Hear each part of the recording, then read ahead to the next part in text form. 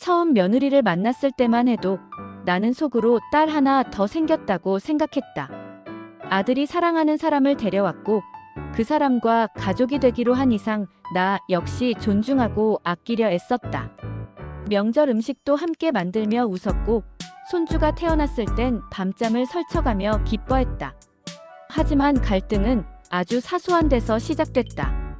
육아 방식, 말투, 생활 습관 등등.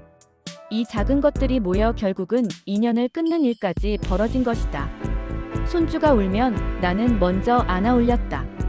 아직 아기인데 울 때는 바로 안아줘야 정이 붙지. 그러면 며느리는 조용히 하지만 단호하게 말했다. 어머님, 요즘은 바로 안아주면 버릇된다고 해요. 이유를 설명하기보다는 무슨 일이든 요즘은 다 그렇다는 말로 선을 그었다. 분유는 어떤가?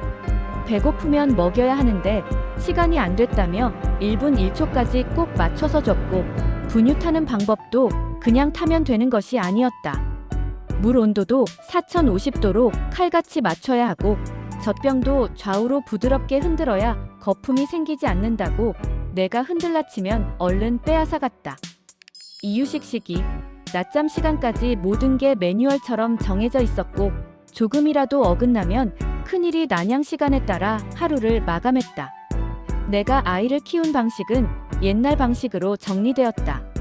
이렇게 손주를 걱정하는 마음이 거부당할 때마다 며느리가 내게 어머니 당신은 다 틀렸어요 라고 말하는 것만 같아 가슴이 서늘해졌다. 말투에서 느껴지는 거리감은 또 어떤가? 조언을 하면 설명보다는 그건 제가 알아서 할게요. 어머님께서 신경 안 쓰셔도 돼요.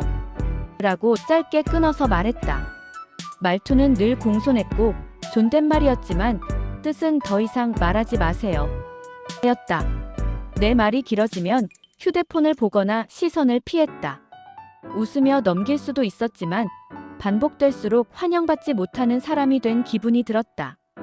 아들 집에 가면 가장 힘들었던 건 사소한 규칙들이었다. 집에 들어가자마자 손부터 씻으라 했다. 나도 아는데 손을 씻을 때는 내가 더러워 보이는가 싶어 화도 났지만 손주 볼 욕심에 깨끗한 손으로 머리도 정리하고 얼굴도 한번 쓸어본다.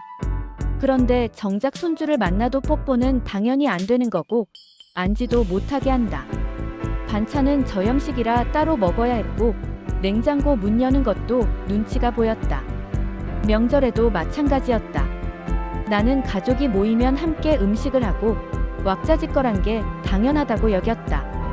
하지만 며느리는 아이 스케줄을 이유로 먼저 방으로 들어갔고 식사도 아이 이유식 시간에 맞춰 따로 먹었다. 그럴 때마다 가족이 아니라 손님을 치르는 느낌이었다. 이런 일들이 한 번이라면 이해할 수 있었다. 요즘은 다 이렇게 해요라는 말이 반복될수록 나는 점점 내 자리가 사라지는 느낌을 받았다. 조언은 간섭이 되었고 걱정은 오지랖이 되었다.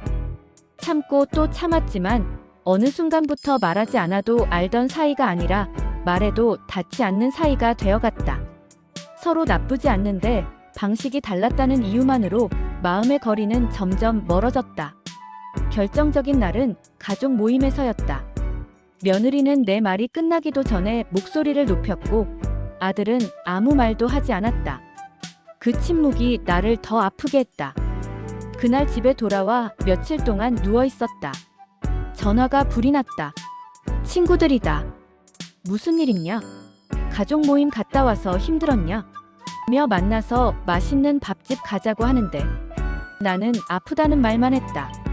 마음이 아프면 몸도 아픈지 정말로 으슬으슬 춥고 목소리도 안 나오고 밥도 안 먹히니 팔 다리에 힘이 쭉 빠졌다. 정신도 몸살 감기를 앓는 것만 같다. 그런데 자식이를 누구에게 털어놓을 수 있겠는가? 그리고 가장 가까운 사람에게 당한 배신을 말한다는 것이 창피하기도 해서 누구도 만나고 싶지 않았다. 숨고만 싶었다. 며칠을 앓고 나니 눈물도 분노도 조금 누그러졌다. 정신의 감기를 호되게 앓고 난 후 난 스스로 거리를 두기로 마음먹었다. 연을 끊는다는 건 미움만으로는 할 수 없는 일이다. 오히려 너무 애썼기에 더 더 이상 상처받지 않기 위한 선택이었을지도 모른다. 지금도 손주가 보고 싶으면 마음이 저리지만 서로를 위해서라도 거리가 필요하다고 스스로를 다독인다. 시간이 지나면 다시 웃으며 마주할 수 있을까? 그건 아직 모르겠다.